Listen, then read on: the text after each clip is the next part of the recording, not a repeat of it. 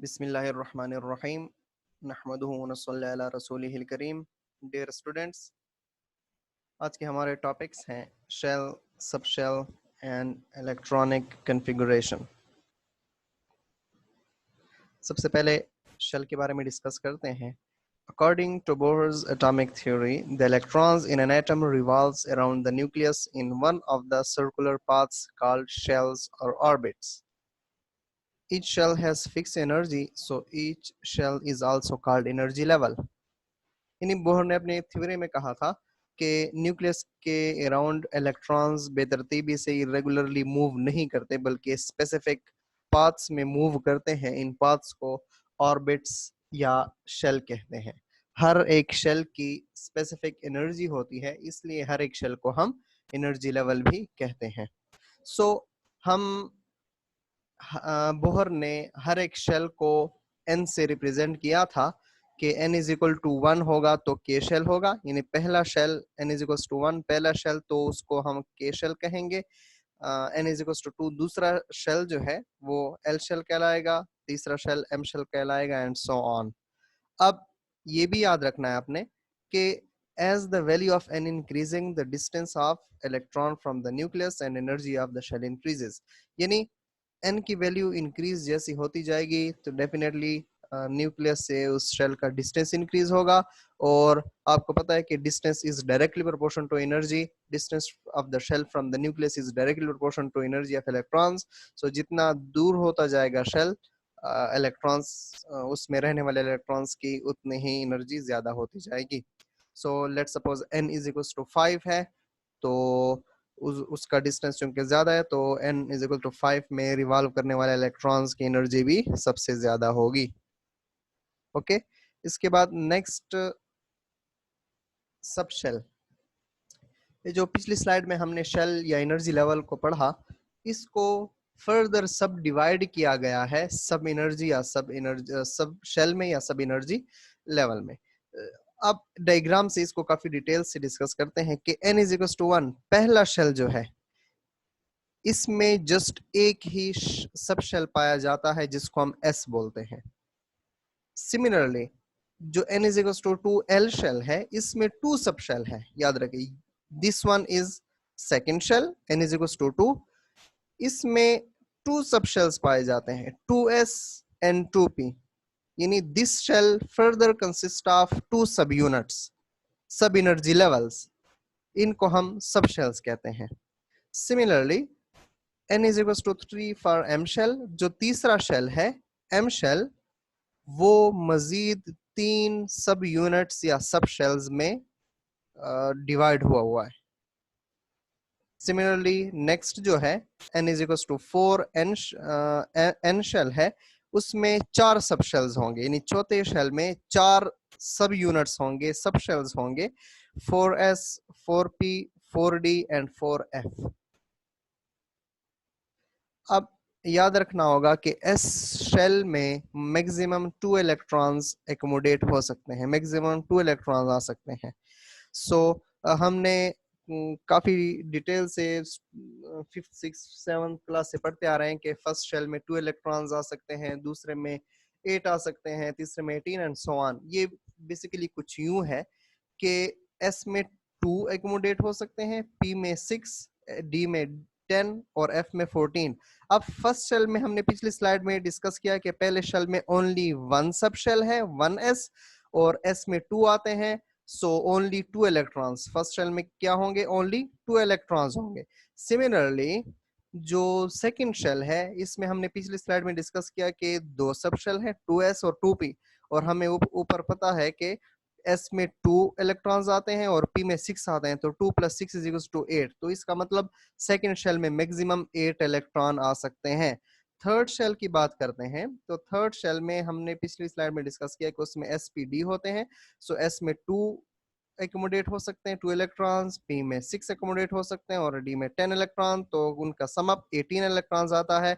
इसका मतलब यह है कि तीसरे शेल में 18 इलेक्ट्रॉन्स मैक्सिमम एकोमोडेट हो सकते हैं एंड सो ऑन। चौथे शेल में मैक्सिमम 32 इलेक्ट्रॉन्स एकोमोडेट हो सकते हैं। 2n की 2 फार्मूला है 2n का square, where n is number of shell अगर आप पहले शेल में नंबर ऑफ इलेक्ट्रॉन्स कैलकुलेट करना चाहते हैं तो n इज इक्वल टू 1, 1 का square is equal to 1 multiplied by 2, 1 is equal to 2। अगर आप तीसरे शेल में इलेक्ट्रॉन्स फाइंड करना चाहते हैं तो n की जगह 3 पुट कीजिए, 3 का square is equal to 9, 3 3 is 9 multiplied by 2 is equal to 18। Next chapter में इंशाल्लाह काफी डिटेल से इस फार्मूले को पढ़ेंगे। यहाँ पर जस्ट इंट्रोडक्शन मैंने कराया थोड़ा बहुत। Important topic है electronic configuration. The arrangement of electrons in shells and subshells is called the electronic configuration. Yeah, the distribution of electrons among the different subshells of an atom is known as electronic configuration. किसी भी atom में electrons किस तरह arrange होंगे, यानी कोई atom आप let suppose consider कर लें, 13 इलेक्ट्रॉन्स आपने इस एटम में ऐड करने हैं, तो 13 के 13 पहले शेल में नहीं आ सकते। आपने कैसे पहले शेल में कितने इलेक्ट्रॉन्स ऐड करने हैं, सेकंड में कितने इलेक्ट्रॉन्स ऐड करने हैं, तीसरे में, और कौन कौन से सब शेल्स में इलेक्ट्रॉन ऐड करने हैं।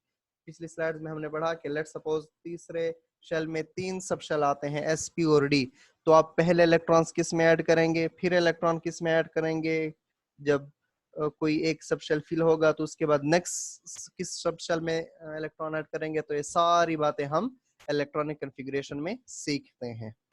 एग्जाम्पल से हम डिस्कस कर लेते हैं कि अवबफ एक साइंटिस्ट था, उसने एक प्रिंसिपल वो किया था, प्रेजेंट किया था कि हम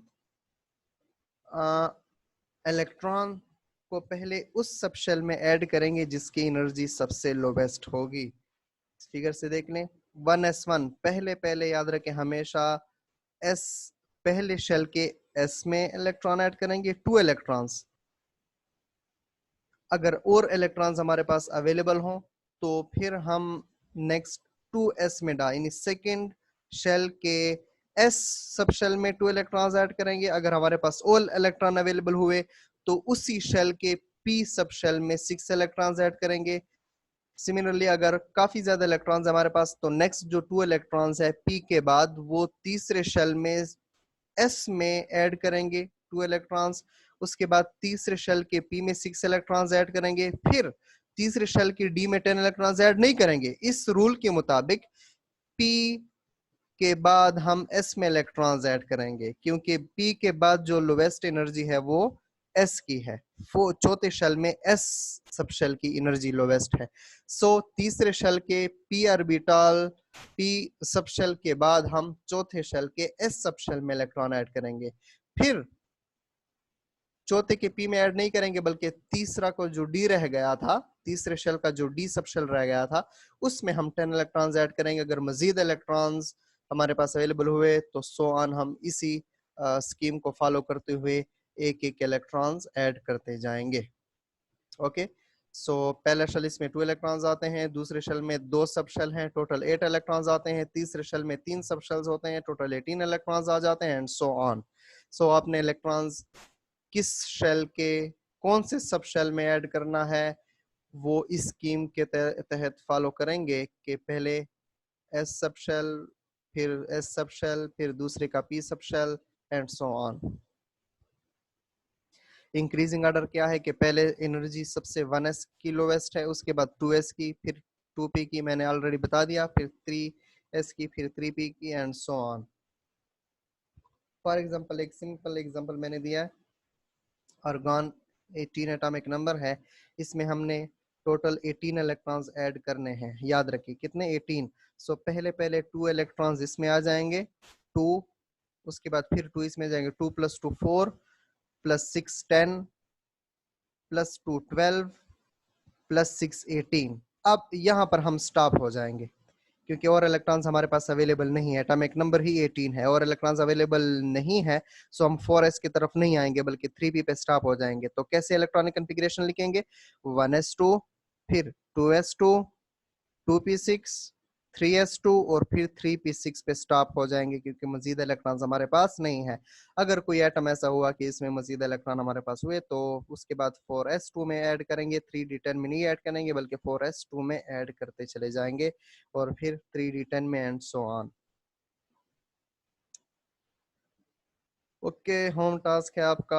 first 25 elements of the period table की इलेक्ट्रॉनिक कॉन्फ़िगरेशन अब रूल के तहत आपने लिख के मुझे बतानी है। ओके जी, आप सल्लल्लाहु अलैहि नबी करीम का इरशाद है, जिसने रोज़ा रख कर भी बदजुबानी और झूठ ना छोड़ा तो अल्लाह ताला को उसका खाना पीना छोड़ देने की कोई ज़रूरत नहीं। यानी रोज़े के साथ भी कोई बदज़बानी और ग़ीबत और चुगली और गालियाँ और झूठ बोलता है तो अल्लाह ताला को उसकी कोई परवाह नहीं कि रोज़ा किस लिए रखा है। जब ये भी करते हो, गलत काम भी करते हो, झूठ भी बोलते हो, रोज़ा भी रखते हो, तुम्हारे रोज़े की मुझे कोई ज़रूरत नहीं है। अल्लाह हमें बचाए, झूठ से बचें, बदज़बानी से बचें, चुगली ग़ीबत वगैरह से बचें, नमाज़ें पढ़ें, तिलावत करें और मुझे दुआओं में याद रखें। अल्लाह हाफ़िज़। Thank you so much. कोई क्वेश्चन हो तो मुझसे पूछ लीजिएगा।